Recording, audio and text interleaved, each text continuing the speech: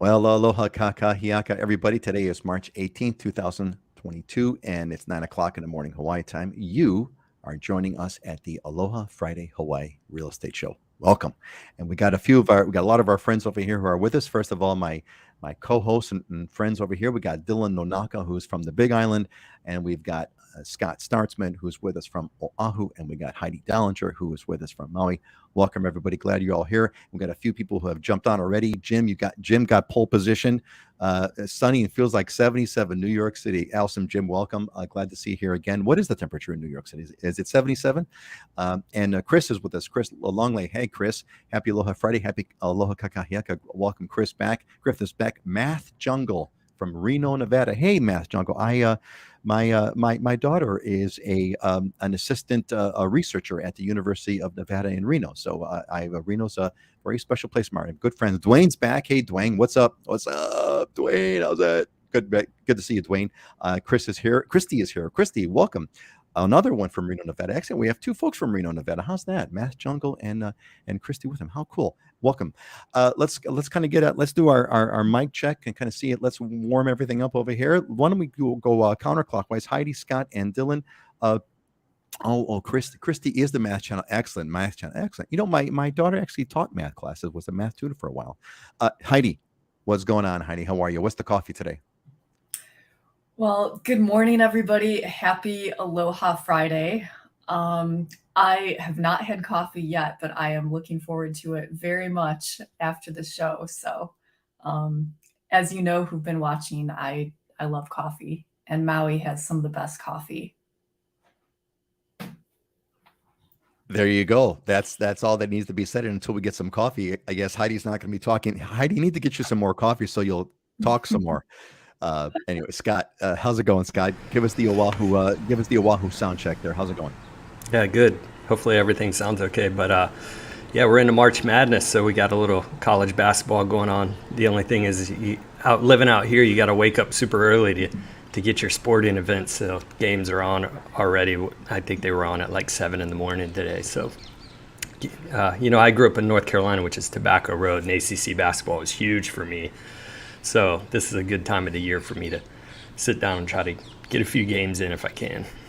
You're well, it's like East Coast is 6 hours. It's a 6-hour time difference, right? So it's kind of serious. Yeah, I think this weekend we changed, didn't it?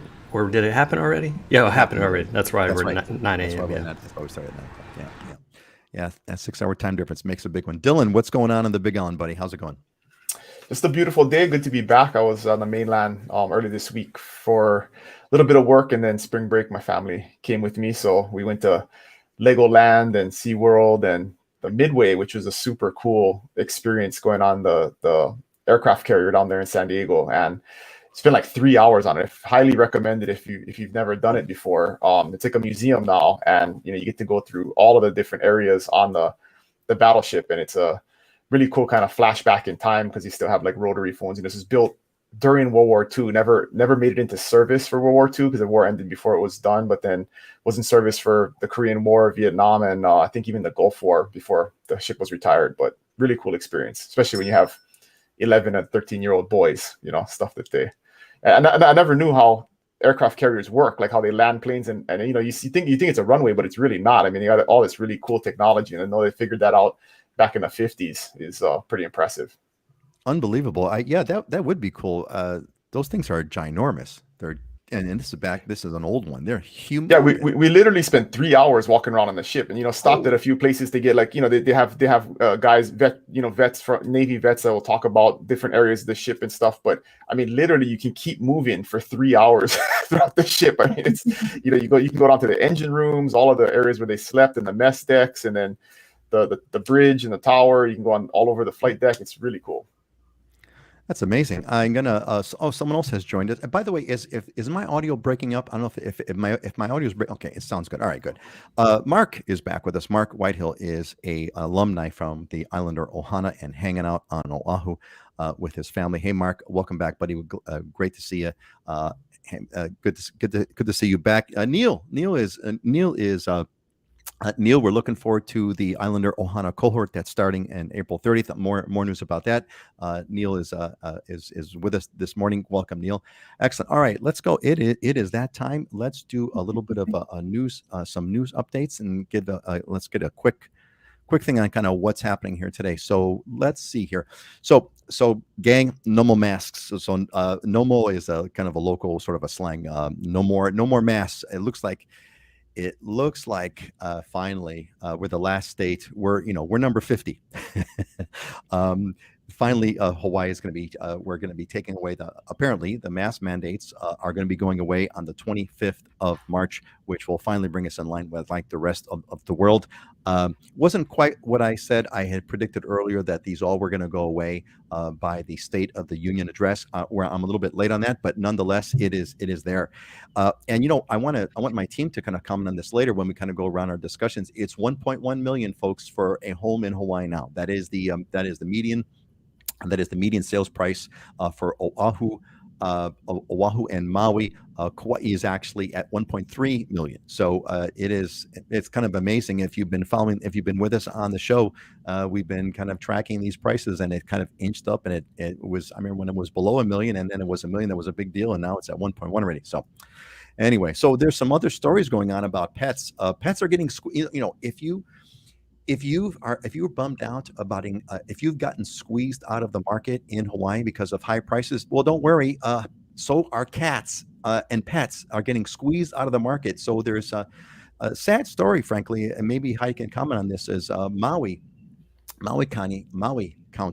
The number one reason that family give up their pets, according to the humane societies there, is that they can't keep them because of housing. Rentals, pets and rentals do not go well together. Dylan had made this comment a long time ago. Good luck if you're trying to get a pet in. So if you are planning on bringing pets, you got to do a lot of extra planning for that. And then finally, a second home. Let me bring up the full screen here so you can see the weather as well. Second home tax increases. This is coming up, folks. There's a lot of talk about tax hikes going up. I believe in Maui, there's a big one. 70%. I didn't know this. 70% of home purchases in 2020 were from non-owner occupied second homes in Maui. Maybe Heidi can comment about that. So there is talk about increasing those second home taxes. If you're looking at buying a home in Hawaii, certainly on Maui, if it's going to be your second home, be prepared to pay for additional taxes are going to be going up. There's a couple of other stories, but I want to go around. There's been a Russian spy. We have a Russian spy story. I don't know if you guys heard about that. There's a Russian spy on Kauai that was trying to lobby getting there's an old Fort Elizabeth is one of the oldest, if not the first fort, and it was built by Russians way pre-statehood in the 1800s or something like that. There's a little bit of controversy. So Hawaii's got a Russian spy, and there's a Waipio road closure. Dylan, I want to hear about that. So why don't we do this? So let's do local news. Dylan, why don't let's go clockwise. Dylan, Scott, and Heidi. Dylan, there was a road closure in Waipio, but I mean, if you want to comment on that at all, I don't know if that's kind of being a big deal or not. But what else is going on the Big On market updates, news updates? What do you got, Dylan? Unmute. From the market update standpoint, we're like broken records. I mean, saying the market is still strong. The number of units continue to fall just because of the reduced number of properties on the market. But the interesting thing this last month was there was actually a decrease in the overall median value for the island of Hawaii. But that's mainly due to all of the sales shifting to the east side. So because the west side sales have almost dried up. There's hardly any inventory. There's more homes selling on the east and the rural parts of the island, which is dragging the median price down, right? Because median is not average. Median is the middle home that's sold. So there's just less stuff that's selling in the higher price ranges because that stuff is all been sold. And so the homes in the areas with more affordable homes are selling at a higher rate, which is kind of bringing that median price down. So it's an interesting kind of shift in the stats this last month. But condo sales over 100% island-wide and pretty much in every market. So people are getting over 100% of what they're asking for in the condo market. So it's totally on fire. Wait. They're getting over 100% from asking. So you're saying that if they're asking, let's say 300,000, they're getting 600,000.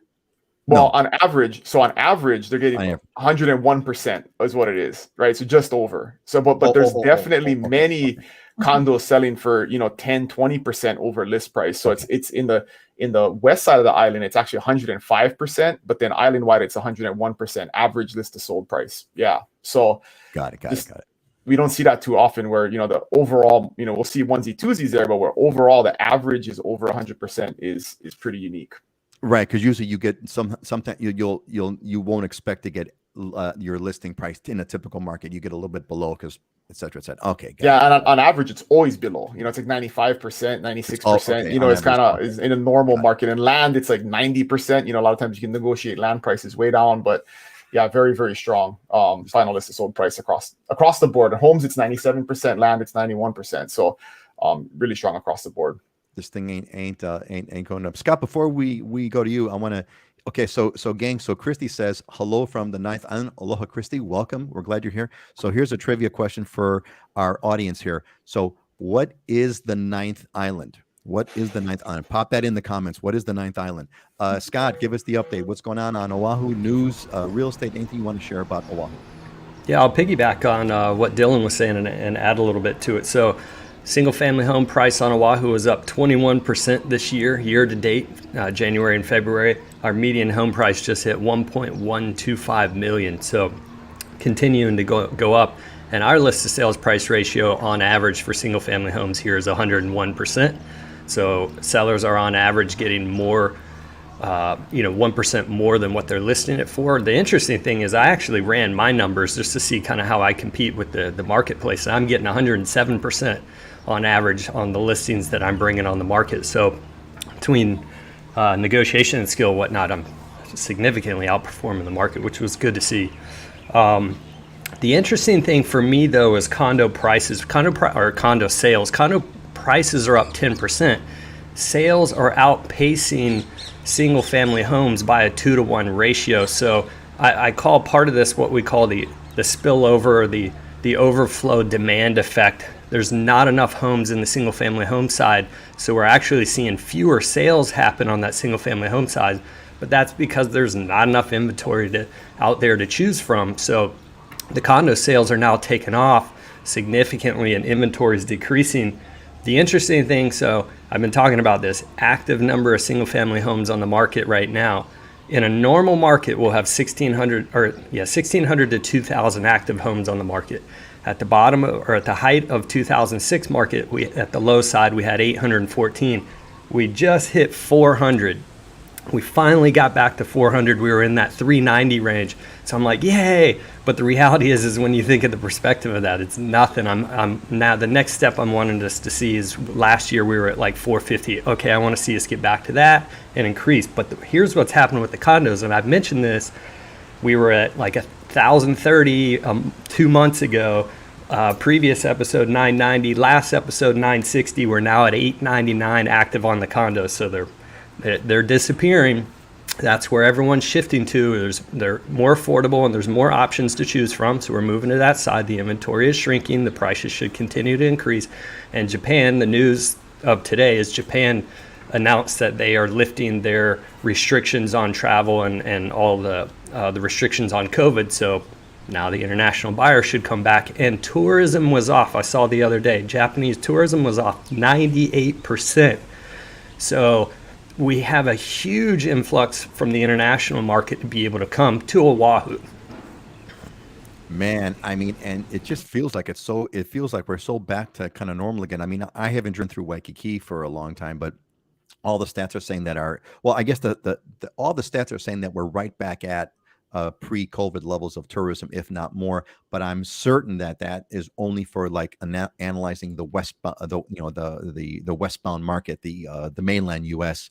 It's not counting the foreign market. So when that foreign market comes in, and you've made these predictions a long time ago, Scott. You said, "Hey, man, as soon as these international buyers start coming in, they're gonna, this is kind of I don't want to say kind of scare territory in terms of like the prices, but that this thing is showing no like Dylan said, we're broken records. We should just like have a pre-recorded version of like a show like last year. Just play it again. It's the same thing. Go ahead, Scott. I'm sorry. The one interesting thing is interest rates. I mean, we're clipping along, Right. where the lack of inventory, we're clipping along at the same price appreciation range as last year, but rates are almost at 4%. And Fannie and Freddie are getting out of that. They're trying to get out of the second home investment home market. So we've qualified some second home investor rates, and they're at like 4.75. So not only adding 20% on the appreciation, but add into the fact the interest rate's higher, how much more is that costing you to purchase that home? At what point do you see that deceleration? I mean, it's got to happen at some point. When does the price kind of bend the curve, right? When does the increase rate bend the curve? Yeah. Well, we're gonna find out. I don't know when it is. We got to say hi to a few more friends who have joined us. Sherman Glaston, aloha from Tennessee. Welcome, Sherman. We are glad to have you with us. Heather, don't give up, girl. Aloha from Portland. Haven't given up the dream yet, Heather. You just got to stay focused on it and find something. Look, at the end of the day, and I want to ask you guys about this too. At the end of the day, get whatever you can afford. Just get it. Whatever it is, just get yourself in that market. I mean, look, I bought when I was in my 20s, and I only bought what I could afford. It was a leasehold 1-bedroom, but I bought it. Tom's back. Tommy is an alumni of the Island Ohana. Tom, welcome. Nothing to be sorry about, Tom. We're just glad that you're here, buddy. We are glad that you're here. And of course, Kinaya is with us. Kinaya is an alumni of the Island Ohana. Kinaya, we are thinking about you, girl, because I know that you're going to make this Oahu thing happen. You've been talking about it and dreaming about it. Islander Ohana member, met you in person at one of our meetups. It was great. And so don't give it up. We have somebody, Tulsi is the t-shirt. I'm seeing Tulsi. Hey, Scott, thanks for getting us into our house in Kailua. While the getting was, well, better than it is now. We're very grateful. Hey, man, look, gang, it's a tough deal to go. But if you got someone like Scott who's got 20 years behind him, and contacts up the wazoo to get the job done, if you got a chance, it's going to make it. Okay, let's do a quick follow before we go to Heidi. The answers have come in quickly. What is the ninth island? Of course, it's Vegas. Jay came in with Vegas, and Kinaya kind of kicked in with Vegas and also gave us clarification on the state. But yes, the ninth island is Las Vegas, because that's kind of where all the locals go. That's kind of where the locals go to kind of take, where do people in Hawaii, where do islanders go for vacation? They go to Vegas. Patrick is back with us. Patrick, welcome back. Aloha, guys. And Heidi giving the shout out. Yeah, Kinai, when I started planning, the medium home price was $835. Isn't that crazy, sad? You name it. Have you discussed Oahu home slipping into the ocean? No, Tom, we have not. Thank you for bringing that up. I will make it. We're going to talk about that. Thanks, Tom. Kyle, there we go. Carl Kelly. Scott is a prince. Yes, a prince. That's a good term. I heard that. I've heard that used. Scott is a prince indeed. Prince. Prince Scott. It rings. It sounds good. It rolls off of my tongue. All right, Heidi, your turn. Heidi, what's going on Maui? Give us the update. Let's see. Yeah, give us the update, Heidi. News, market, whatever you want to talk about. Well, consistent with on the Big Island and on Oahu, I mean, our market's still extremely strong here. Condos prices are up 29.5% compared to last year. The median price for condos now is $725 on Maui. Single family homes 1.1. In February, we saw that the number of properties going under contract compared to this time last year was down about 30%. And I mean, that's really just a lack of inventory. The thing that keeps the market going is demand. And I have not seen that stopping, from my vantage point, which is being a realtor here and getting calls about properties. There's just more buyers in the market than there are sellers right now. So, I mean, very simply, that kind of shows you where things are. Vacation rental rates have been very strong. And then with the lifting of the Safe Travels program, meaning you no longer need to upload your vaccine card or COVID test to come over to Maui starting, I believe, March 25th. I mean, I think that's just going to open things up even more. So, we don't know what the future will hold, but right now, that's where we are. Yeah, it's going to be interesting to kind of look at the history of this. It's really been a completely remarkable thing, and we should talk about that, sometime. Like, what does this? So, what's the, what are the takeaways, right? What are the takeaways that have been that we kind of get out of this? Before, okay, so let's move on. First of all, a real quick comment from Carl Kelly, who said Scott prevented us from buying some awful money pits. This is, I mean, look, we all try to avoid. We all try to avoid talking to salespeople, right? And so we all try to avoid talking to salespeople. And so we put realtors in that sort of salesperson, and we think we could kind of do our own research, and we think that we could buy real estate by doing Zillow searches, because we're so used to you're used to be able to go on Amazon and just buy a product, and you think that the buying real estate is the same thing. It's not. It's not. It's incredibly complicated. And having someone, why not have someone? Kind of free to the buyer anyway. Why not have someone who's got 20 years behind you at work? Absolutely. Hey, real quick. So what of this? A real quick question from Patrick McKenna. Is there any difference in appreciation between single family and condos? If you guys have, so I'm going to say the default answer is no. But Scott, Dylan, Heidi, is there any difference in the appreciation between single family condos, or are they pretty much all kind of tracking about the same? About the same? I mean, I'll go first. Yeah. There is a difference. I mean, we're at 22% for single family home and 10% on condo right now, but that's because the focus, they're two totally separate marketplaces. So they are going to act differently, but they move together. In other words, single family homes, there's no inventory right now. That was the demand during COVID. People didn't want to be in a condo high rise. They wanted space and land and things away from each other. And people weren't coming here. A second home buyer is naturally going to pick a condo because you can lock it up, walk away, and you don't have to worry about this whole maintenance program and things. So, yeah, now the condo market is starting to follow the single family home market. And as we see that inventory on the condo side dive, it's going to start to catch up on the single family home price side. But there's more inventory to choose from in condos. There's less than single family homes. So they will act a little different, but mostly they're going to follow similar trends. It's not like one's going to underperform here while the other one takes off forever. That they will catch up with each other. They've been tracking. Okay, so that's great. Anybody want to add anything to that? Heidi or Dylan, you want to add something to what Scott said? Yeah, I don't have the data friendly, but I mean, just from an observational standpoint, the first 6 months of 2001. Home prices were appreciating very quickly. The condos kind of hadn't taken off yet. But if you look at the last 6 months, condos have gone up like 25-30% in some complexes just in the last 6 months. Homes haven't gone as fast. So they're going to catch up with each other. I think there'll be a net kind of, equal gain. But right now, the condos market is on fire. So it's definitely appreciating much quicker than the housing market is.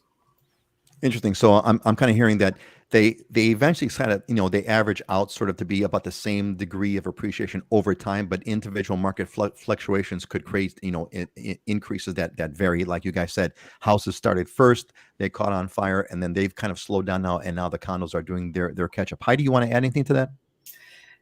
Yeah, just looking on Maui. So within the last year, condo prices are up 29.5% just compared to last year, and house prices are up a little over 19%. So you're seeing the larger appreciation more recently in the condo market. But as was said earlier, I mean, coming out of COVID and last year, that's when the single family home market was really hot and we were seeing more of those sales. But in general, I mean, we're all in the same market. It's all housing. So it's, going to roughly follow each other if you're looking at like very broad trends.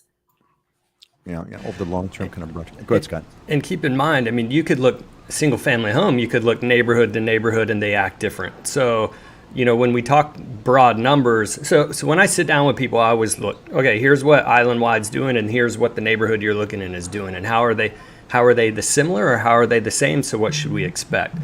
But I mean, you can break down single family home neighborhoods, and they act different because they're different markets. Right. That's a really good way of looking at it. So the districts will vary in prices because of the difference of the market. But on an overall trend, it kind of, it's pretty kind of unmistakable. Very, very interesting. All right. So we're going to move on. I queued up my questions. So we're trying a new feature here. We started this a couple shows ago and I kind of really enjoyed it. So I have a question for the Ohana. So this is a question that I like to get your folks. If you're watching, I'd like to get your folks' comments. Throw your response to this question in the comment slide, and I got a little bit of a twist on it. So we got this question from Craig, and Craig says, "Look, if I want to retire in Hawaii, is it best to buy a home or rent one? I currently own my home in San Diego." All right, so gang, so here's the twist now. So Craig's, as you saw, Craig owns a home in San Diego, and he's going to retire in Hawaii. So he's at retirement age. Should he rent or buy? Now, here's the twist I'd like you all to kind of think through over here.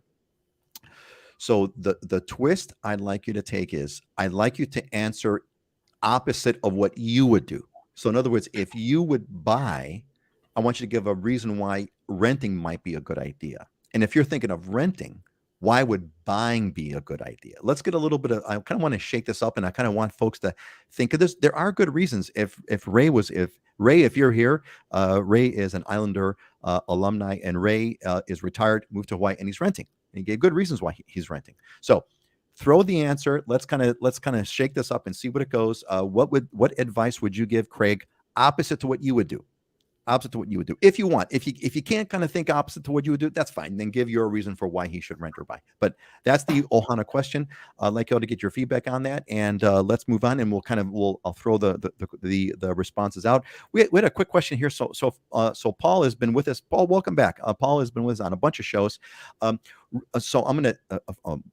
Let me read his question first, and before we talk, I want to kind of make a clarification. So his question is, so if Hawaiians refuse to build a significant number of units, what in the name of flippity flip causes inventory to rise? Great question. So Paul, quick clarification. So and this is like a little sort of a cultural tip for everybody. When you're talking about people that live in Hawaii residents, we do not use the term Hawaiians. Even though it's normally the case, if you live in California, you're a Californian, and if you live in Chicago, you're a Chicagoan, and if you live in New York, you're a New Yorker. But if you live in Hawaii, you're not a Hawaiian. You are a Hawaii resident, or I use the term islander. You're a Hawaii islander. But the term Hawaiian always means, if you're referring to a person, when you talk about Hawaiians, you're always referring to a native Hawaiian. Native American, a native Hawaiian, not a person that lives in Hawaii. So clarification, Paul, in case you use that in the future, just something to think about. Okay, so if Hawaiians refuse to build a significant, what does cause inventory to rise? Nothing, except people leaving it. I mean, it's almost like fixed inventory. It's kind of like, it's like Bitcoin. Price keeps going up because after a while there'll be no more Bitcoins being produced, and that's going to be the end of it. So the laws of economics kind of state what they state. Look, you could draw a direct line. Back in the 70s, there was a dramatic shift in the housing regulations. In the 70s, a lot of legislation popped out because people saw homes going up everywhere, and they all said, "Okay, this has got to stop," and it did. And the prices have gone up significantly. Anybody want to add their response to that? Let's go counterclockwise. If there's anything you want to add, Heidi, you go first, then Scott, then Dylan on Paul's topic. Well, as realtors, when we're talking about inventory, that's just the number of units for sale at any particular time. So if 5 people list their house in the neighborhood, we have inventory has increased. We have 5 new houses to sell.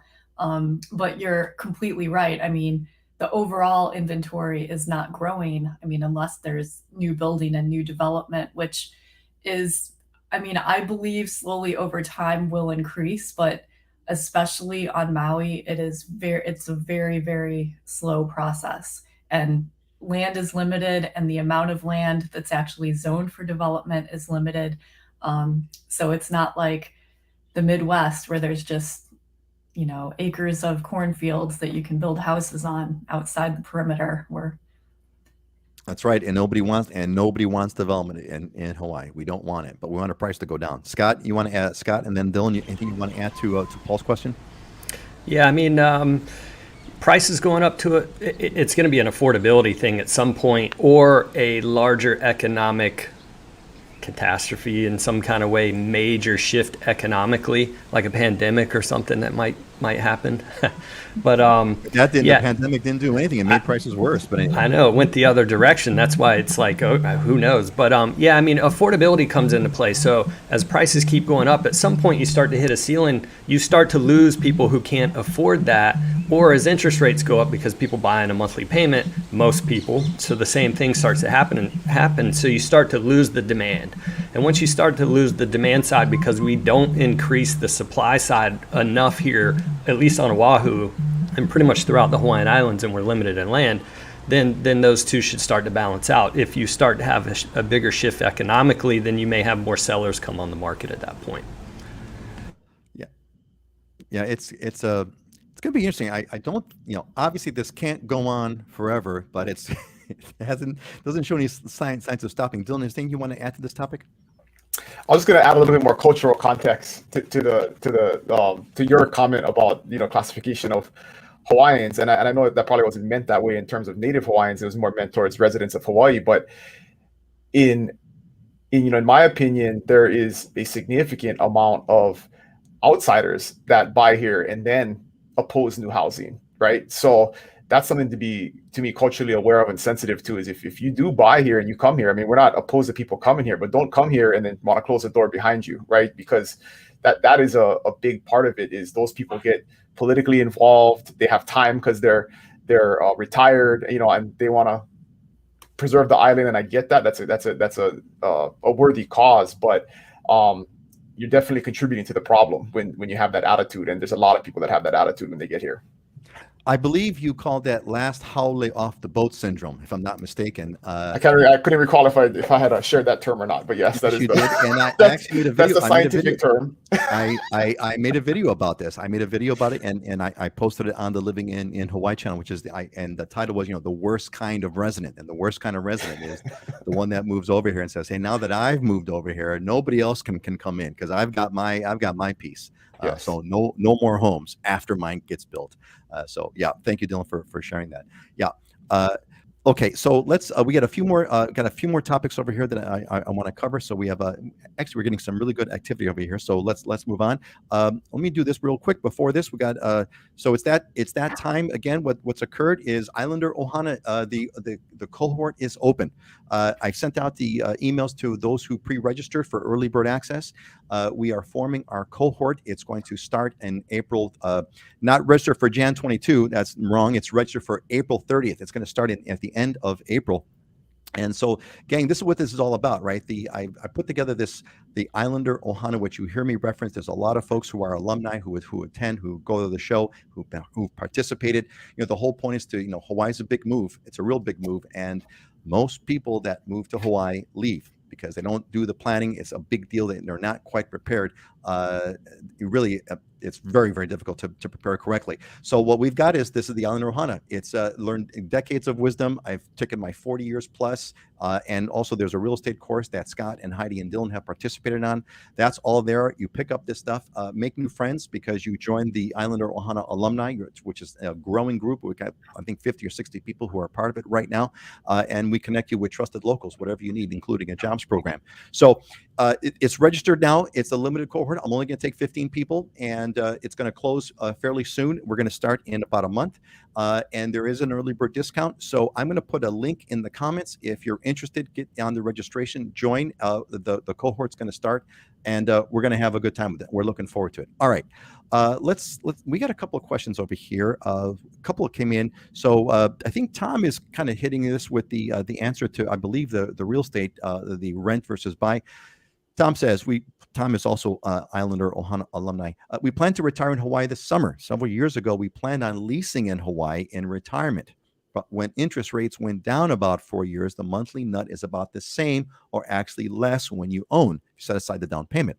Because the long-term rentals are almost non-existent and long-term rental costs have skyrocketed. So, Tom, it sounds like you're kind of suggesting that Craig buy instead of rent, depending on how things go. So that's a great consideration. Excellent.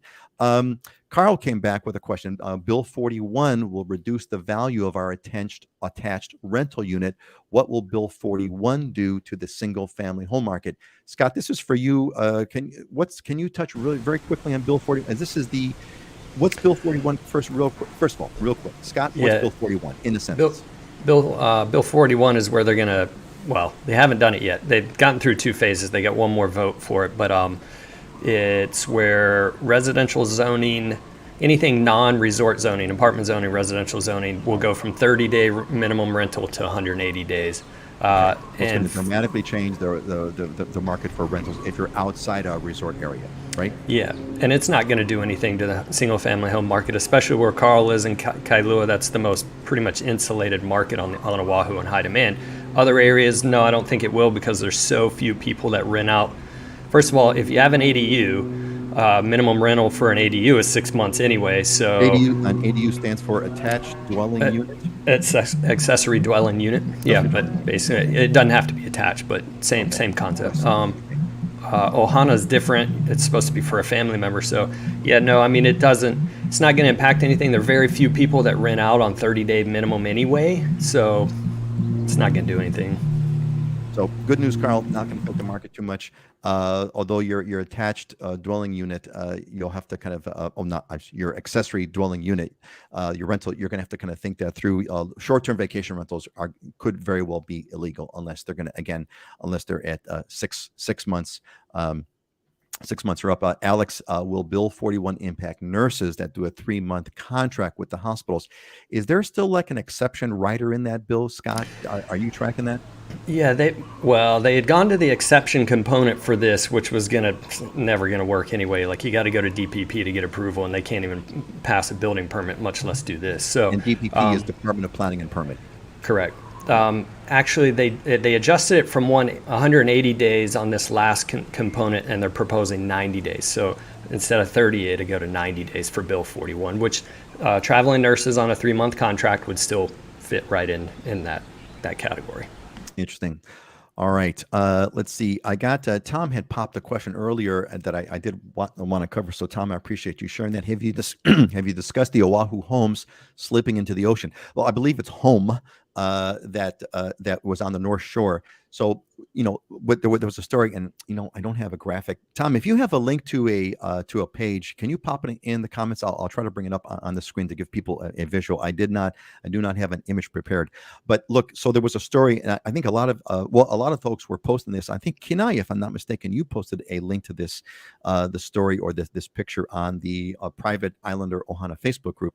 So there was a home on the North Shore that made the headlines for a couple days, where the home, basically fell into the ocean. It was like right on the shore, and there's sand, and the crashing waves, and the home kind of fell in. And so that caught a couple of headlines. So look, here's the bottom line on this: is that if you look at the island chain on a map with Kauai on the uppermost left-hand side. Actually, if you look at the entire Hawaiian chain, it spans really long. I believe Midway Island, if I'm not mistaken, is the northwesternmost, considered still a Hawaiian island. If you look at that entire chain of island, you'll see a very clear trend, which is the islands on the lower right, the most southeast, which is the Big Island, are the biggest, and the ones in the upper left-hand corner, the northwest, are the smallest. And that they weren't born that way. They changed that way. They all were once as big, probably, as the Big Island, but they all shrunk over time. And that wasn't because of climate change. That was because erosion, right? It's a fact of life. Island grows. Volcanic eruptions kind of grow the island, like the Big Island still growing. They grow. And then, a long story, I don't want to get into the science of it. The volcanoes stop, because the islands actually move. There's like plate tectonics. Actually, the islands are moving to the northwest like an inch every 1,000 years, whatever the number is. Islands are moving to the northwest. And so after a while, they're off of this little hot spot where the volcano pops up, and so they move off and the volcano stop, like on Oahu, for example. In Maui, the volcano stop. And as soon as the volcano stops, as soon as the island stops growing, it starts shrinking. So it shrinks. Island shrinks. And because it shrinks, well, if your home is on the edge, which a lot of these homes are, they're on the edge, island shrinks. Sooner or later, you got no more island. Boom, it falls. So that's the long and short. There's a whole kinds of issues they've been trying to kind of, there's all kinds of legislation. You're not supposed to, for example, you're not supposed to go in. There's the link. Thank you, Tom. And you know what? I can't click on that link. Darn it. I'll leave that link up in case you want to type in that long link. Unfortunately, I thought, Tom, I apologize. You got that link for me, and I appreciate it, and I can't open the link, unfortunately. Anyway, there's been all kinds of legislation. You guys want to kind of chime in on this and maybe what's going on in Maui and the Big Island and Oahu? There's laws. You cannot build seawalls. They don't want people building up seawalls, and I believe that's good reason. And so these people, they've tried other approaches like growing plants and trying to grow, sort of things that are going to stop the encroachment, but you can't stop the shrinking of the islands. You can't, the Big Island, one of these, in a zillion years, the Big Island will be the size of Kauai. And there's no amount of seawalls that you can do that's going to stop that. So when the big storms come, like the ones we just had, it chunks away at the beach. And it's a fact of life. Let's get some commentary clockwise. Dylan, then Scott, then Heidi. Anything you want to share about on sort of ocean homes falling into the ocean? It's not a problem yet on the Big Island, Dylan, but what's your take on all this? Simple. Don't buy a house on the water and you don't have to worry about it. This is why Polynesians built their homes up in the mountains. This is why beachfront property was the least valuable property of all. They used to bury their dead. Then us Howleys come and we want to live on the beach. Scott? Yeah, so it's interesting. I sold a couple of actually record-breaking oceanfront lots on the North Shore, and I had a client on one of those who had access to satellite imagery going back many years of the coastline up there, and he looked many years ago and up at present time, and there were areas of the North Shore that had almost no erosion, and there were other pockets that had significant erosion, and that area is one of those areas. So we stayed away from that area. I mean, it's going to happen, especially. It was interesting because a lot of the issues started to happen when the north swells were coming in earlier before the beach was replenished. So during the summer, the sand shifts and moves and goes away some. And if you get big swells, 20, 30, 40-foot swells, they come way up and it starts to eat at that land. And it started to happen some years ago. But yeah, I mean, the secret to me is, like you said, eventually they're all going to end up in the ocean. If you want to enjoy it during your lifetime and not be impacted, there's certain pockets that you should focus on. Yeah, and you just gotta, again, this is where experience comes in. Know where you're buying, and you want someone who's been around that knows the issue. Heidi, has there been any issues of that in Maui? What's the story of sort of people buying on the beach and homes falling into the water? I haven't heard a story about that for a long time. Well, it's absolutely a big issue. I mean, erosion, sea level rise considerations. And then, I mean, the other thing is if you're buying an oceanfront home and it gets destroyed in a storm or something, you're not necessarily going to be allowed to rebuild it because it might not be in the right setback area. One of the issues on Maui right now is actually in a condominium complex where there's multiple buildings at this oceanfront condominium, and one of the oceanfront buildings was actually evacuated over a year ago because it's basically sitting on top of a seawall and it has structural issues. The condominium complex has applied to the county for permits to repair it, and basically they're saying no. So perhaps these 12 units might need to be relocated or removed permanently. So yeah, I would say it's definitely something that buyers need to know about. I mean, everybody wants to be oceanfront, but I mean, there's also considerations with that. Yeah. So word of the wise is this has been happening for a million years. It's going to continue happening for the rest of time. You have to be careful about where you're buying. Sea level, and the sea levels have been, if you look at the curve of sea level rise, if you look at the graph, you go back 100,000 years, it's a straight line. It's a straight line of sea level rise. So sea level rise has been happening forever. There's interesting controversy on the sea level rise, just to kind of geek off for a moment over here. There's some interesting controversies on the sea level rise. They're not exactly sure whether the sea levels are in fact rising or if the lands are sinking. So at the end of the day, it's still the same, right? Land, the water levels go up, whether you're sinking or whether they're rising. God, who knows? But that's that. Hey, Auntie Joyce has just joined with us. So glad to have finished with this time change. I'm so late. We'll have to watch repeat to catch up. So sorry. Nothing to be sorry about. The only thing that's sorry is that we're sorry that you weren't here with us earlier. We're sorry, not you. You don't need to be sorry. We're sorry, but we're glad that you are here with us. Yeah, actually, the time change. It's going to be interesting what's going to happen on the time change piece. You guys heard about this? There's looks like it's going through the federal congressional process that daylight savings time looks like it's going to be permanent. There won't be a switch back and forth between daylight savings and standard time. They're going to be stuck on daylight. Now that's okay, but I wonder if Hawaii is going to switch, because man, this 6 hour, the 3 hour and the 6 hour thing is a killer for Hawaii during daylight savings time. Right now, one of the reasons why we moved the show to 9 o'clock is to keep your folks' time the same. We're starting now an hour earlier. Hawaii does not change daylight savings and standard time. We stick with standard all year long, or whatever. We don't change.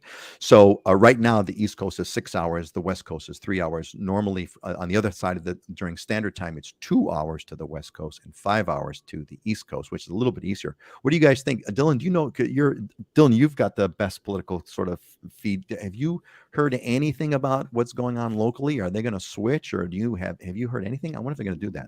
I haven't been tracking that. No. Okay. Yeah. Okay. Yeah. If you guys hear them, I'm wondering what's going to happen with that. My prediction is going to be, if in fact it passes, Hawaii is going to. My guess. Here's my prediction. My guess that Hawaii is going to switch to. We're going to switch to an hour, so we're still stay with 2 hours to the West Coast and 5 hours to the East Coast. That's my guess. That is my guess. We'll see if that's going to be the case. It's. Go on to our diamonds and deals. There's a big topic I want to talk about, and I want to get this part completed first, because it's one of our kind of cool things to do on the show. So we got all of our friends from Dylan and Scott and Heidi. They put together products. They put together houses that they think are either diamonds or deals, or sometimes both. They're usually aspirational. They're awesome. So let's get this party started and see who's up first. Okay, so we got, this is Lahaina. Beautiful place. Kahoma Village Loop, 3-bedroom, 2-bath, 1.6. That's a deal. Heidi, what are we looking at? So this is a newer single family home. It was built in 2020, and you can see in the aerial view, it's just a few blocks away from the beach. And the beach it's closest to is Baby Beach, because the water is so calm, you can just put your baby in the water. And 1.6 million, I mean, I would say any home right now that's on the market is a diamond and a deal. But this is kind of typical of what you're going to see for, residential full-time living in an area close to the beach. Camp looks pretty cool to me. I love high ceilings. That's such a nice effect, right? In that high ceiling approach, and that view, Heidi, that view that's in the upper right hand corner, is that the view from the house, or is that the overhead view, kind of like a drone view looking down and kind of where the area is to give you a sense of proximity? That is a drone shot just showing the proximity to the ocean. Got it. There's no really view from the house. Right. You just got, you're in the residential area, but you got that walk to Baby Beach, which is cool. Awesome. Thank you, Heidi. Okay, let's see. Pico Lagoon listed for Pico Lagoon. That is one of my favorite places. Pico Lagoon 4.25. Scott, what's this? Yeah, I showed this the other day, and it was just a stunning home. So it's off of Cal Highway. You have a flag lot, so that means you have a long driveway from the highway down to this where it opens up where the house is, and it's lagoon frontage. And that Pico Lagoon is a preserve, so it's protected. But this home was stunning. I mean, you come into this large courtyard area with this pool, this entertaining area where you have the house is a U basically around the pool. And then off the front of the house, you have basically 1,000 square foot covered lanai where you're looking out across Pico Lagoon, across the ocean to Cocoa Head, where you have, sunrises. But the home was designed by Peter Vincent, who's a well-known local architect.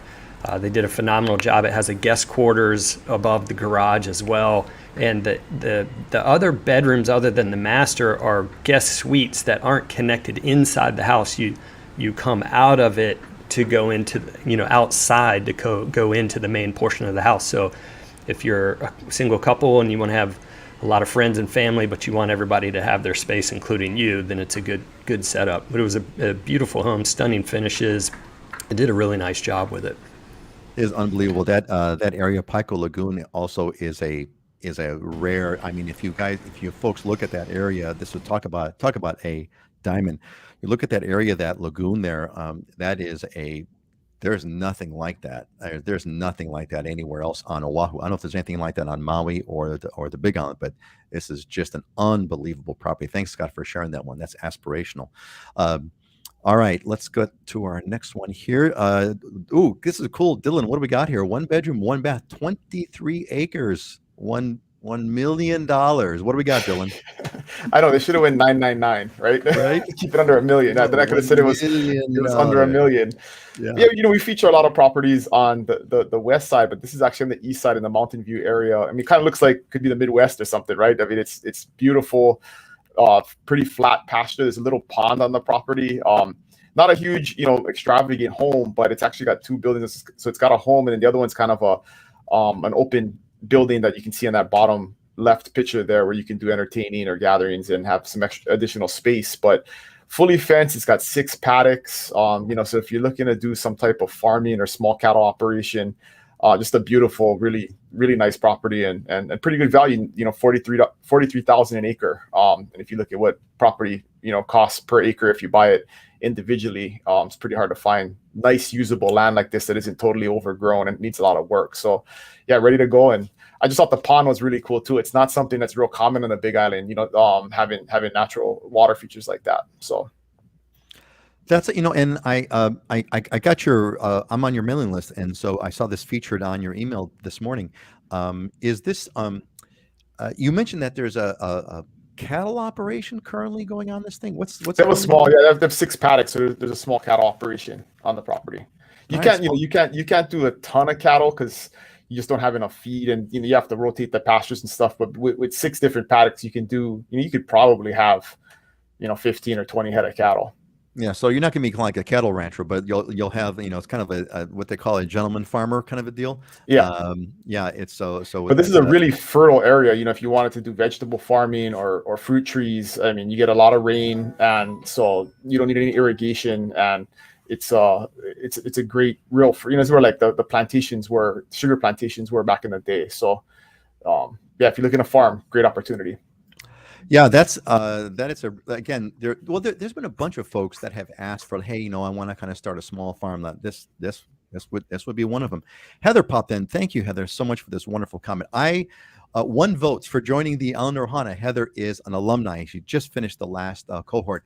Great info and local insight. You meet some cool, like-minded people who could potentially become new friends once you move to Hawaii, or if you're already there. Thank you, Heather. Really, really appreciate that. Thanks for the shout out. You were great. Everyone's great, but you were wonderful at the thing.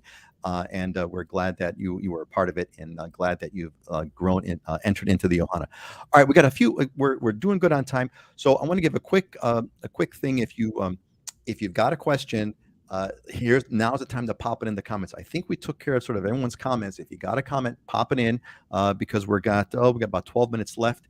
And what I want to do right now is I want to go to the topic that I had for today. I want us to touch on kind of a current sort of a current thing of the moment. And I kind of wanted to kind of talk about here's the question. What does it feel like during wartime in Hawaii? Now, Dylan and Heidi, how many years have you been in? What year did you move out to Hawaii, Heidi?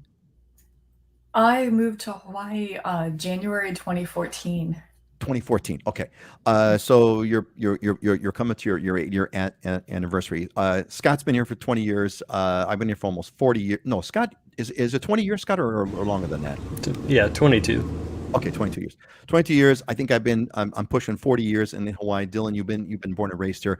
So to a certain degree of we've been through sort of some conflicts and sort of war in Hawaii. Hawaii, I don't know if you folks are aware of this or not, but Hawaii used to get if not all, I think most if not all of its oil came actually from Russia. That's affected on us. There's also, I wanted to kind of talk about what the vibe feels like in Hawaii during kind of wartime. Dylan, maybe you can. This might be a chat between you and me, Dylan. I'm not too sure, but well, Scott, you've been through some I think some conflicts that have been here locally. Dylan, how would you characterize what's the and Dylan, you actually are you are serving right now in the armed forces on the reserve, if I'm not mistaken. What Dylan, how would you characterize? What does it feel like? What's the vibe locally, sort of during wartime kind of a situation? Why don't you kind of start with that? There's always a level of uncertainty. I mean, I think there's kind of two groups of people: the ones that just are happy-go-lucky and don't let any of that stuff get to them, and they just go on with life. And then there's the other ones where there's people talking about stocking up on meat, because that's like the latest thing, is that we're going to run out of meat coming to the island, and of course toilet paper and other things like that. But definitely the cost of fuel has gone up pretty significantly and continues to go up, and that's going to affect most people's day-to-day lives the most when there's international conflict and things like that. So there's a big military community in Hawaii. Hawaii has the largest, the highest per capita rate of people that serve in the armed forces. So definitely in the community, there's a lot of people that have concern when things like this happen, and most people have some personal connection to somebody that's serving. But for me right now, I just don't feel like there has been a big change in the vibe per se. It's one of those things that's so far off, it doesn't, other than gas prices, doesn't really touch you personally. So not too much yet. I don't know if that's I don't know if that's gonna change necessarily. And I actually have a limited perspective, because I mean, the last big conflict in Iraq, I was there in Iraq, I wasn't here. So I missed it. I missed what the vibe was like here in Hawaii. Well, I know that it changes. It depends. The change hasn't occurred yet, but like the visitor industry, like I remember, like the Gulf Wars, tourism was like boom. It was almost like COVID, right? The beaches were empty. Nobody flew over. Everyone kind of clamped down. That hasn't happened yet. So that's kind of interesting. Heidi, what's what's interesting being in California though was the gas prices were significantly higher in California. I mean, they were regularly over $6 everywhere we went. So you think it's bad here? I mean, it could always be worse. I just paid $5.50. I just paid $5.50 for premium just the other day. Yeah, everything near downtown San Diego was pretty much over $6, and then when you got further out, like towards the Indian reservations and stuff, dipped down $5.80 and stuff. But yeah, it was pretty much over $6 most places. Wow. Yeah. Holy moly. Heidi, what's the vibe sort of like right now in Maui about this? There's fuel prices that are going up. Is there anything else that people are mentioning or talking about, or what's kind of going on over there? Well, I think over the past few years, we've gotten used to living with just a lot of uncertainty in general. So it just feels more like that. I mean, gas prices, it's around $5.50 a gallon to fill up on most parts of Maui. In Ohana, which is the remote east side of the island, gas prices I hear are over $7. But I do hear anecdotally the price of rental cars has gone way down since before. So where I am, I mean, it's hard to say, because I'm around a lot of people that are on vacation and visiting, and they seem to be ignoring it for the most part. Yeah, we got lucky. So it's very far away. It hasn't directly impacted us yet, and I mean, hopefully it stays that way. Hopefully it stays that way. Yeah. Well, I'm thinking like one thing's going to go wrong, and then we're all going to like overload Costco and pick up all the toilet paper. That's like a typical Hawaii thing, right? First thing you go for is toilet paper. There's a historical reason. Scott, what's your observation? How does this? I mean, what do you think is going? I mean, how do you think things feel? What are you getting anecdotally? How's it compared to previous conflicts that you've lived through here? What's your sense? Yeah, I think the effect is on the economic side, obviously, inflationary components, gas prices. Tell Carl, you got to go buy more Tesla stock, because everyone's going to be switching to electric cars and PV here shortly. But and I'll make the announcement. Sorry, but look, he's there. He's got his PV system building. There he goes. Yep, he's a smart man. He's on it. Yeah, and I always say, I mean, this conflict's halfway around the world. So was Iraq. There were other components to Iraq.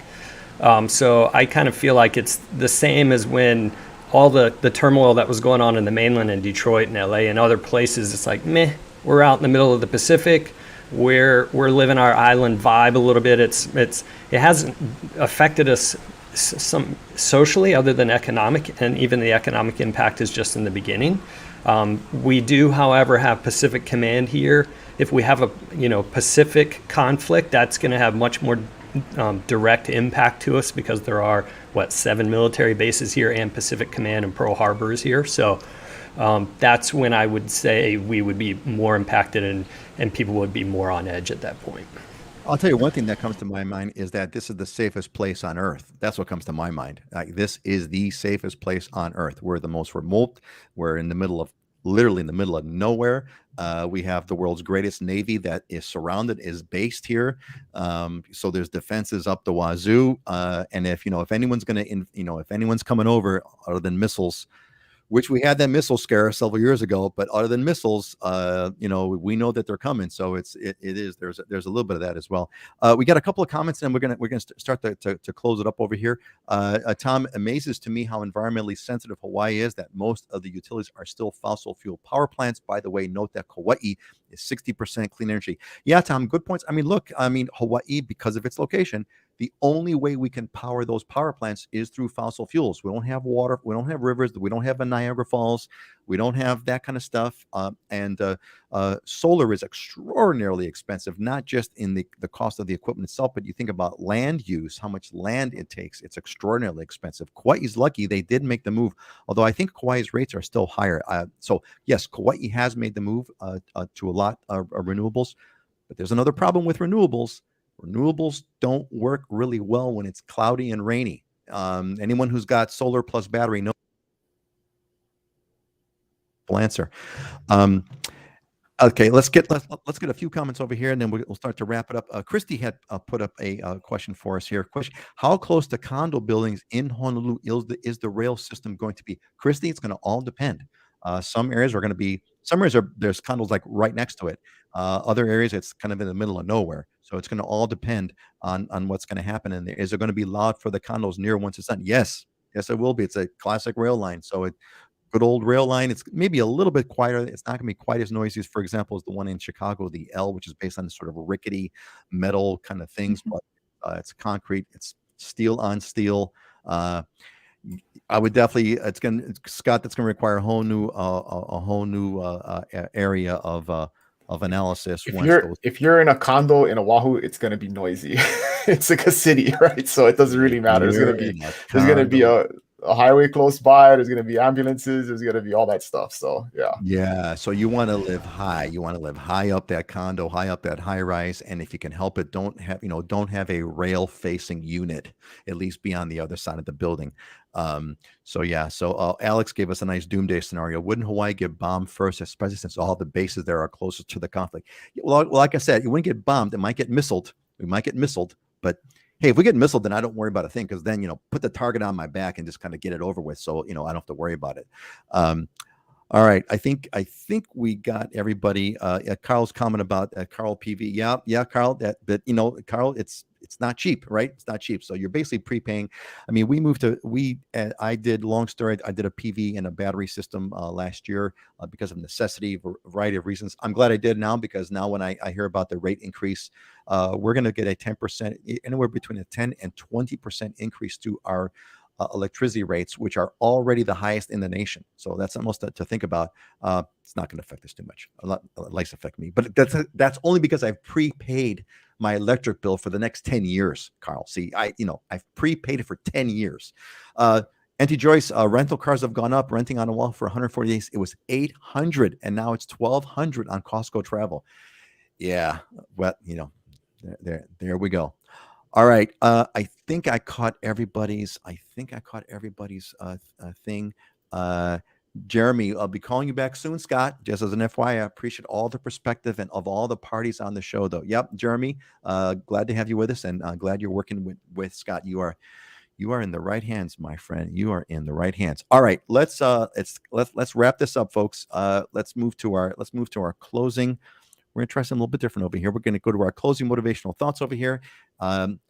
there may be some new graphics over here. Like I've told the team if they want to, they could change their own picture instead of just mine. So here we go.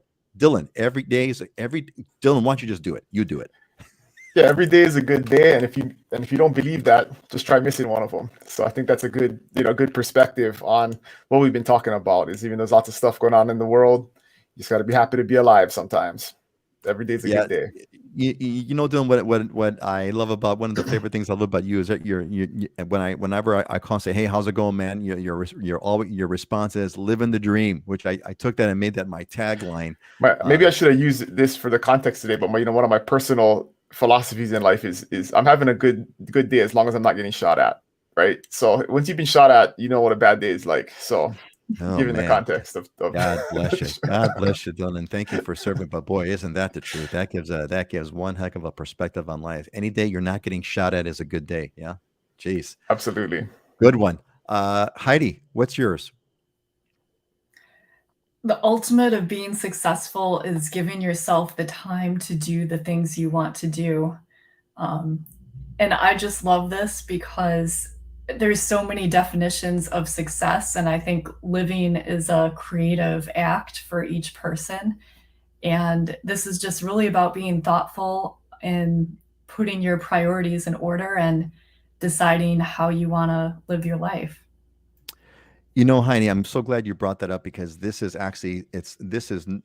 no place I believe is more true than in Hawaii, where the measure of true wealth in Hawaii is not the material things that you possess, but the measure of true wealth in Hawaii is the time you have off. That's what we use on bragging rights, right? Bragging rights in Hawaii is not I live in this neighborhood or I got this car or I got this house. Bragging rights in Hawaii is I took the week off. And I went on a tour. I did this or I did that. That is that. So very well said, Heidi. Very well said. Scott, what's yours? Yeah, so true. And I guess I'm piggybacking off of Heidi. Life isn't about finding yourself. Life is about creating yourself. So right back to what we were just talking about now. So, what does that mean to you, Scott? That's a really deep thought, actually. That's really. I mean, no matter what, it's just whatever path you want to go down, go down. And if it's like you said, if you want to take a week off and enjoy it, enjoy that moment, whatever the moment is in front of you, make the most out of it. And, for me, I'm always diving into things that are outside of my comfort zone. So once a year, I always pick something that I've never done before. A couple of years ago, I started doing oil painting with a palette knife. I decided to do that one year. I took golf lessons, taking woodworking, things that shake it up for me. And when you do something that's different and you haven't done before and it's outside of your comfort zone, it forces you to learn, and you learn different and new perspectives, which is a part of me moving out here to Hawaii to begin with. I started to learn a different way of living and different cultures, and you just grow and expand on that. And that's the path you're taking in life. That's how I choose to go at it. Awesome. And it's kind of funny, but Dylan, we didn't plan this out, folks. We did not plan this out. But if you look, the theme for today is all unified, because here's mine. Proverbs, my favorite book, Proverbs 23:4. Do not wear yourself out to get rich. Be wise enough to desist, which is right in line over here, right? It's like, it's not about the money. I mean, you got to have it. You got to buy groceries. You got to have all those things. You got to do it. But man, there's more to life than that. Be wise enough to desist. So, all right, gang, with that, it was a great show as usual. And Tom just joined us. Tom Main just joined us from the UK. Tom, yeah, time wrong. Sorry, buddy. We had to switch this one out. You got to get on the newsletter. The newsletter's where I gave the update, but we'll hope to see you next time, Tom. You'll be with us. And Carl, instead of building overland railways, we should be digging tunnels. Carl, we've debated this out like you have no idea, buddy. And I was personally involved with this rail project. I was against it 10 years ago, 15 years ago. Tunnels, all that stuff was brought up, and all good ideas. But here we are, Carl, with the worst project ever known to mankind. Anyway, look, we need to end on a positive note. You guys have been great. Love to be with you all again. See y'all in a couple of weeks. Let's go counterclockwise. Heidi, then Scott, then Dylan. Say goodbye to everybody. Aloha, everybody. Have a great week. Have a good week. Thanks for the questions and for joining in. Have an awesome weekend, everybody. All right, folks. Aloha. Have a great one. Talk to you all in 2 weeks.